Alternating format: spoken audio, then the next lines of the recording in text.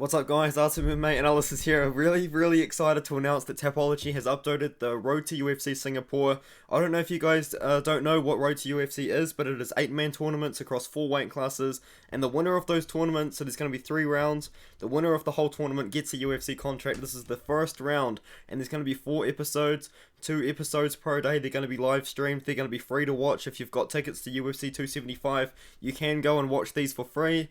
And watch them live for free because they're going to be taking place in the arena. But let's just get straight into it, man. This is the first round. I'm really excited to announce that we've got 125 pound, 135, 155, 145 on this card, and also a bonus fight, like a Dana White's Contender Series fight, where I believe the winner of the fight is going to get a contract. Let's just start with the bonus fight, man, and we'll work our way up. I'm going to be making 1 video per episode because I'm super excited about this. As you can see, there's 5 fights on a card, which isn't a lot, but man, it's like Dana White's Contender Series, except like really exciting. I will be giving a full card prediction. This is just going to be like a preview and early picks.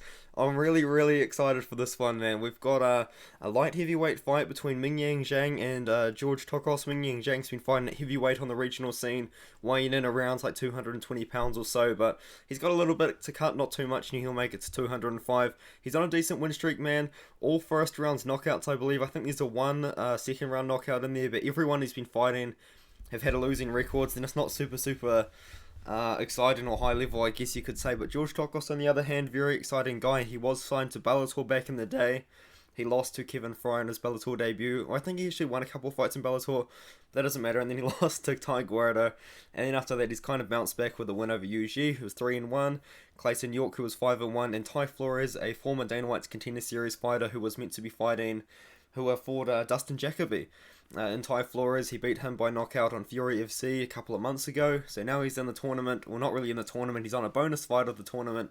If he wins this one, he's probably going to get a UFC contract, and I will be picking George Tokos to win this one. But Mingyang Zhang, I don't know much about this guy, to be fair. But the problem with them is that a lot of the guys he's fought just haven't been super high level. He's on a really good win streak, though. A lot of really good first round KOs. I mean, for 5-fight first round KO streak. I mean, he's obviously got power in the hands, but in the past, and within only about a couple of years ago, he's lost to a guy making his debut. He's lost to Askar Mozharov, who makes his UFC debut coming up. You know, like, I don't know, man. It's hard to tell what you're going to get out of Mingyang Zhang. I think the more reliable pick, or the more reliable guy, would be George Tokos. He's just the more hyped up prospect, in my opinion. I'll pick him to win. But Zhang's always live for that first round KO, just from what I have seen anyway.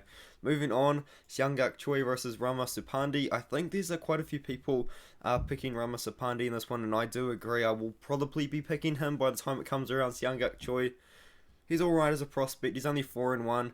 His wins aren't the greatest. Rama Supandi, on the other hand, has beaten a lot better levels of competition than Xiangak Choi, and I feel like it's probably all you really need to know about this fight, is that Rama Supandi's fought the high level competition. He's beaten the high level competition.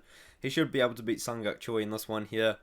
Kieran Wally, I'm going to be picking Kieran Wally to win. I think he's actually going to be very live to win the entire thing.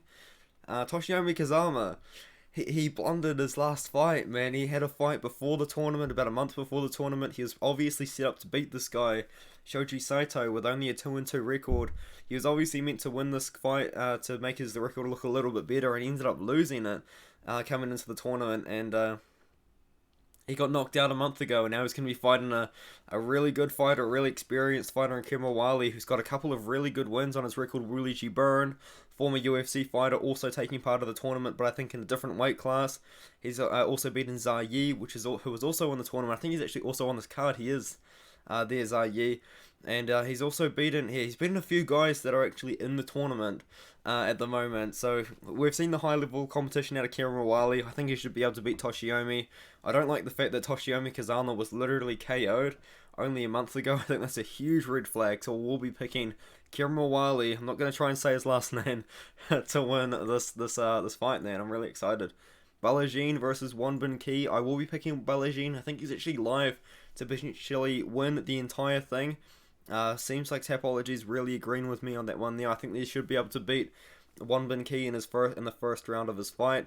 He hasn't beaten super high level competition. I mean, his best win recently is over Aziz Kadyrov, who was 17-5 by split decision.